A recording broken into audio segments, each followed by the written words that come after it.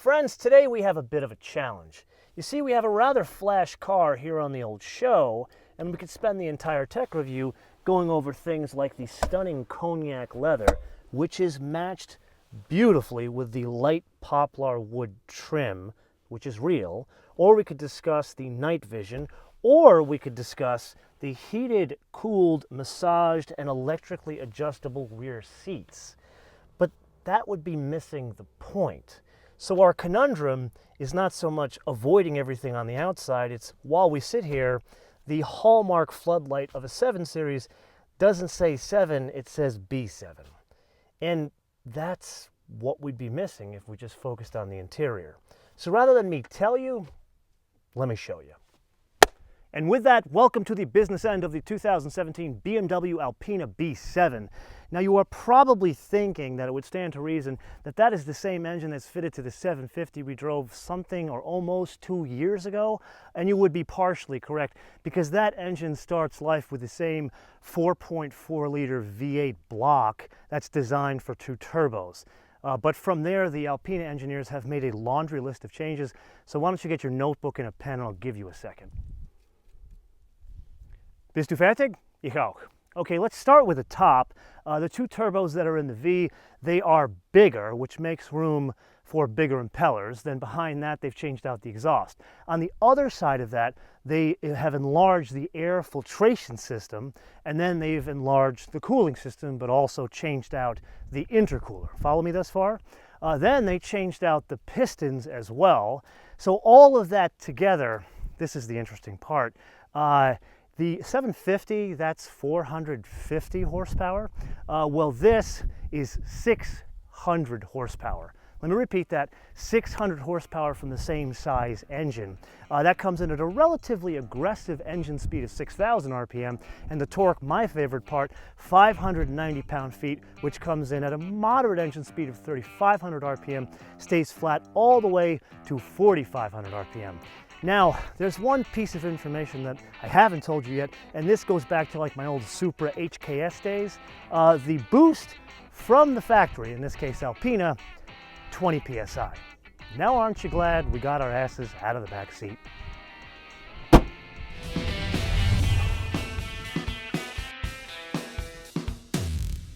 Now there is one other piece of information I did not share with you about that engine. So this is a 7 Series, right? It's a BMW and an Alpina, and it's tuned by a company really not owned by BMW. And you know how like the BMW folks, they love the codes like G12. Well, there is an internal code for that engine, and it is, for a 7 Series, M3. Really. So with that, let's press on to driving dynamics. And here, there aren't any wholesale changes. It's all the same parts from the 750, but there are significant tuning changes. Now, as an aside, you and I went through a very deep dive of the tech review when the 750 came out, so go back and check out that episode, and you could see literally the suspension naked, even down to the carbon core of this vehicle, and that goes into a much deeper dive. Here, let's just talk about the changes from 750 to B7. So this has an adjustable suspension, obviously. All of that has been reprogrammed by the folks at Alpina. Then they changed out the brakes. Both the rotors and the calipers have been changed. The calipers, now let's go into a little bit of detail there. They're huge. I mean, this thing, the rotors and the calipers here are bigger than the wheels of my second car, forget about first car. What Alpina does is they design the specs of the actual brake system, and then Brembo makes the brakes. Then you could see the car sits a little bit lower, and then the most sinister thing are the wheels. Man, they look awesome. These are the 21-inch wheels, which are fitted as optional. The car is fitted with 20-inch wheels as standard. We will talk some detail about that in the full first drive review. Then I need to give you some information as a basis of comparison here because it's rather important. Now this, from a wheelbase perspective, is 2 inches longer than an S-Class, or an S63 in this case. But the overall length is 2 inches shorter. That is something that is going to play a role in our full first drive review. The other thing that is going to play a role in our first drive review is the all-wheel steering, or the four-wheel steering system that was fitted to the 7 Series, which we use with great effect on Monticello Motor Club. That makes the trip here, but it too has been retuned, and we will go through some of the details of that in the full first drive review. Now, of course, there's an aero kit that's designed for downforce. The tires are designed specifically for this car by Michelin with input from the folks at Alpina, and there's a very interesting story about that. Again, we will cover that in the full first drive review.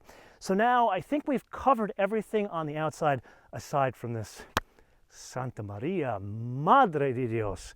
This color, it's called Alpena Blue. In certain lights it looks purple, in certain lights it's like a deep blue, and oh, you know, blue is my favorite color. This, especially with that cognac interior, just stunning. But I'm going off on a tangent. Now let's go back to the interior. The interior is very similar to driving dynamics in that Alpina picks up from where the 7 Series leaves off, which is to say a very elegant thing. You and I have talked about this in 2 previous episodes, but there are some changes.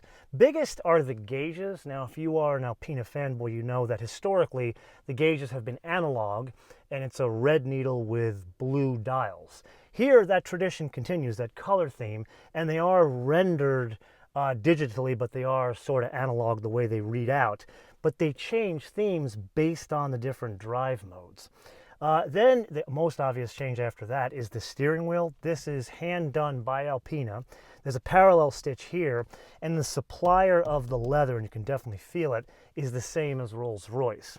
Then they bury a number, let's call it a menagerie of Alpina logos. The first one you see is the door sill, then the floor mat, and then my favorite is the Alpina logo that's embedded into the wood or whatever finish you get here. And that brings up a huge point. So if you were to look at a box standard B7, this would be a piano black finish, which is specific to the B7. And as you know, I am not a fan of like carbon fiber dashboards or like piano black dashboards. I love me some wood. So what BMW and Alpina have decided jointly is that one can have a B7, but can have it fitted with standard BMW color and trim options or BMW individual color and trim options. Like, for example, this stunning cognac leather with a light poplar wood, and this one is fitted with the Bowers and Wilkins, which, let's just say, I've been bumping a lot in here this week. Oh, and this one also has night vision, and for the life of me, I can't understand why it's here and not here. Maybe BMW engineers can get on that for me. I believe that is everything other than a cool little plaque here that tells you that the Bovensiepen family has built your car for you. Yeah, it's really hot in here, so let's go back outside. Now, there's one other tidbit that you and I need to cover, and that would be numbers. And I don't mean more output numbers from an engine. I mean output numbers from a factory. This is a bit of a rare bird, and I was not aware of that. Total production of these will be 1,700 annually, and that's for global production. 450 will make their way to the US. Now, when I did speak to Andreas, the CEO of Alpina, I was a bit unclear whether that 450 is all B7s or it's shared amongst B7s and B6s. Either way, this is not a car you're going to see coming and going in your neighborhood. So with that, we are going to drive this in a full first drive review. We're going to have a little bit of fun with that. And then I need to leave you guys with a bit of a trivia question here. So that blue, which I am just so taken with, it's Alpena Blue. It is only on offer for B7s. You cannot have it fitted to a regular 7 Series or a serial production 7 Series. I spoke with Andreas, and he was telling me that the take rate of this color on B7s is something like 50%. It's an unusually high take rate. So my question to you is, what other tuner car has a unique color that also has a stupid high take rate? Let me know your guess in the comments below or via our social media, MotoManTV all one word, MotoManTV all one word, Facebook, Twitter, and Instagram. And with that, I'm going to ask you to resubscribe and click notifications because YouTube has completely screwed up the subscription module for everyone, not just car guys, not just gamers, for every kind of YouTuber out there, big, small, large, medium, whatever it is. So we ask you to resubscribe and click notifications. And number 2, a fun fact. So Andreas, who I have referenced throughout this episode a couple of times, who is the CEO and also one of the engineers at Alpina. I don't want to butcher the man's name, but let's try it. It's Bovensiepen. Bovensiepen. It's kind of where the B comes from here.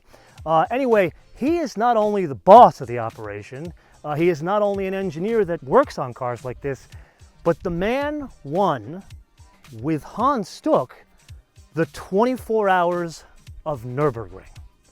So he's the boss of a car company, he's a talented engineer, and he wins world-class races. I don't think I like this guy very much. Bis später.